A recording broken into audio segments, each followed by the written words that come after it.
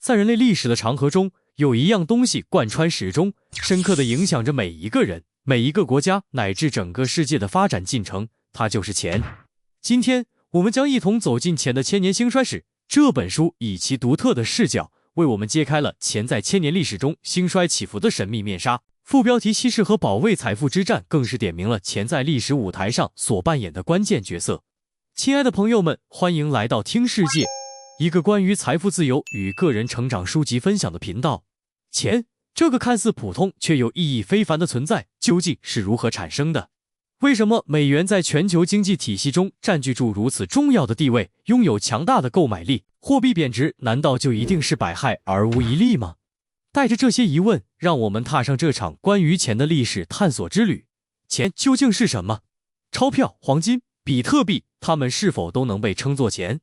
从本质上来说，所有能够用于购买商品或服务的交换媒介都可以被定义为货币，但并非所有货币都能当之无愧地被称为钱。人们对钱有着特定的期待，希望它能够在不同的时间和空间里始终保持稳定的购买力。而要实现这一点，钱必须同时具备4个重要特性。其一，单位价值高且便于携带。只有单位价值足够高，少量的钱就能代表较大的价值，方便人们在交易中携带和使用。其二，质地相同且便于分割。这样在各种交易场景下，无论是大额还是小额交易，钱都能准确地满足交易需求。其三，形态不灭且适合囤积。其效具备一定的耐久性，能够长时间保存，以实现财富的积累和传承。其四，不易伪造。只有保证钱的真实性，才能维护货币体系的稳定和交易的安全。在众多物质中，金银天然就具备了成为钱的所有属性。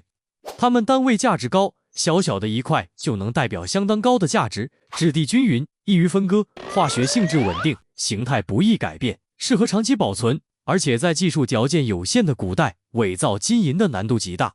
正因如此，金银几乎被全世界的人类共同选为了钱的代表。不过，本书作者认为，像比特币这样的电子钱，虽然可以在一定程度上承担货币的角色，进行交易媒介等功能，但由于其价值波动较大，缺乏稳定性等原因，并不属于真正意义上的钱。回顾人类历史，广泛使用的货币可以大致分为3类：商品货币、信用货币和法币。其中，以黄金为代表的商品货币拥有钱的性质最多。在漫长的岁月里，许多物品都曾充当过货币的角色。在中国古代，除了金银之外，贝壳、布匹、棉帛等都曾在不同时期、不同地区被人们当作货币使用。贝壳因其美观、便于携带和技术等特点，在早期的交易中发挥了重要作用。布匹、棉帛则因为具有实用价值，且在一定程度上便于分割和保存，也成为了人们认可的交换媒介。随着社会的不断发展进步，人们的商业活动范围日益扩大，商人带着大量沉重的金银和铜钱，长途跋涉到各地做生意，不仅行动不便，还面临着巨大的丢失风险。在唐代，一种类似汇票的飞钱应运而生。然而，飞钱本身并不具备直接支付的功能，它更像是一种资金转移的凭证，所以还不能被称为真正的纸币。真正意义上的纸币诞生于中国的宋朝，名为交子。交子可以直接用于支付，就如同我们在古装剧中常见的银票一样，极大地方便了人们的交易活动。不过，宋朝的交子使用范围具有明显的区域性，基本只在四川和陕西一带流通。而元朝则开创了世界货币史上的一个重要先河，成为了世界上第一个全面实行纯纸币系统的帝国。中统元年，忽必烈在开平即位，并发行了自己的纸币中统宝钞。元朝与宋朝的纸币制度存在一个关键区别，元朝明确禁止黄金、白银和铜钱作为货币流通，规定中统宝钞是唯一合法的流通货币。然而，元朝廷过度印钞，导致市场上纸币泛滥成灾，物价飞涨，人们手中拿着大量的纸币，却难以买到所需的物品。这种混乱的经济局面，使得元朝末年的经济濒临崩溃。最终，元朝的财政和国运也在这场混乱中走向了终结。与中国相比，西方世界纸币出现的时间要晚得多，比元朝的全面纸币体系晚了400多年。那么，西方世界是如何逐步形成如今庞大而复杂的金融系统的呢？其实，早在西元前，古希腊就已经出现了类似银行的机构。当时的这类机构主要存在2种保管合约模式：借贷合约和非常规存款合约。但西元2世纪之后，整个西欧陷入了长期的战乱之中，社会经济生活停滞不前，银行业也在这一过程中逐渐销声匿迹。西方银行业的再次兴起，离不开西元11世纪的一个特殊武士僧团——圣殿骑士。他们经营着世界上最早的跨国银行集团。在中世纪，大批基督教信徒前往耶路撒冷朝圣，为了保护这些朝圣者，圣殿骑士在西欧各国朝圣之路的沿途都拥有领地和城堡，还拥有自己的地中海商业舰队，用于运输朝圣者和物资补给等。凭借住强大的武装力量和广泛的势力范围，圣殿骑士受到教皇和国王们的青睐，被雇佣去不同的领地收税并押运税款。在跨国跨地区转移税款的过程中，长途跨国汇票发挥了巨大的作用，受到了广泛欢迎，很快就成为了圣殿骑士团的主要金融业务。此外，圣殿骑士团还涉足家族信托、私人理财等金融相关领域，可以说他们的经营模式已经具备了现代跨国银行的雏形。然而1307年10月13日，这一天成为了圣殿骑士团命运的转捩点。当时的法国国王突然下令逮捕在法国的所有圣殿骑士。因为这一天是星期五，所以黑色星期五也从此成为了金融市场上令人闻之色变的日子，圣殿骑士团也自此走向了没落。如果说圣殿骑士团只是跨国银行的早期雏形，那么英法百年战争之后，现代金融的影子已经逐渐清晰可见。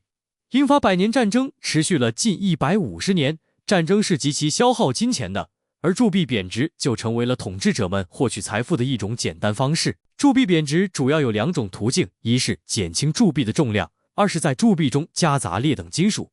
但这种方式并不能从根本上解决战争所需的巨额资金问题，国王们不得不从国际银行家和外国商人那里大量借款。其中有一位名叫富尔格的金融家，他创造性的将自己的债权卖给了一群散户，这便是最早的债券雏形。后来新的英法战争爆发，这次英国面临着强大的对手法国国王路易14。为了筹集战争资金，英国想出了一个独特的办法，君主自己开设银行，借钱给自己。就这样，中央银行的鼻祖英格兰银行诞生了。在19世纪，英国一直是西方的金融中心。然而第一次世界大战的爆发改变了这一格局。一战期间，英国等协约国对美国制造业生产的物资和武器有着庞大的需求，这使得美国的出口贸易迅速增长。同时，参战国纷纷借款，美国成为了一战期间最大的债权国。一战结束后，国际金融中心也从伦敦转移到了大西洋彼岸的纽约。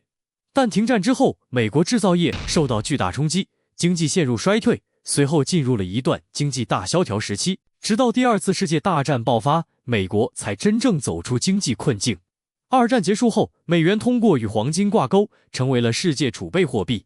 然而没过多久，尼克森宣布美元与黄金脱钩。尽管如此，凭借住强大的军事优势，美国并不担心其他国家抛售美元，美元依然保持着世界储备货币的地位。到了21世纪，沙特以美元作为石油结算货币，这为美元的保值又增添了一道有力的保障。货币保值固然重要，但货币贬值也并非总是坏事。在一定情况下，本国货币贬值会使本国商品在国际市场上的价格相对降低，从而吸引更多的国际需求，促使国内生产厂商扩大生产规模，增加就业机会。然而，这种好处只是暂时的。如果所有国家都竞相贬值自己的货币，将会引发全世界货币体系的混乱，甚至可能导致整个货币体系的崩盘。那么，在面对货币贬值和经济危机时，作为个人，我们能够做些什么呢？作者给出了建议，我们可以从财富配置的根本出发，在自己的资产中配置一定比例的黄金或白银等贵金属，比如5%、10%。这样的资产配置方式能够在一定程度上抵御货币贬值带来的风险，保卫我们的财富。